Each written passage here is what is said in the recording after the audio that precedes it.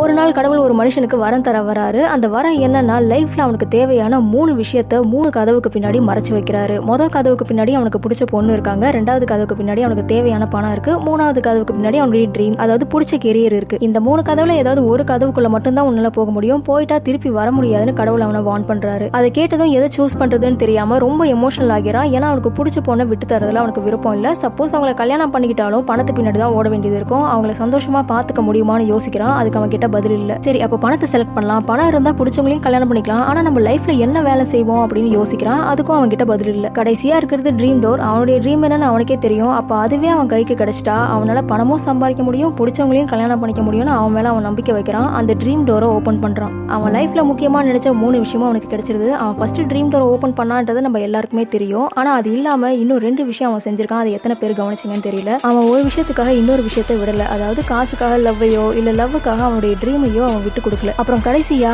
அவன் மேல அவனால நம்பிக்கை வைக்க முடிஞ்ச பாதையை தான் அவன் செலக்ட் பண்றான். இதுல இருந்து என்ன தெரியுதுன்னா, நம்ம எல்லாருக்கும் ட்ரீம் இருக்கலாம், ஆனா யாரெல்லாம் அதை விட்டு தராம அவங்களால முடியும்னு நம்பிக்கை வைக்கிறாங்களோ அவங்க மட்டும் தான் அதை அச்சீவ் பண்றாங்க.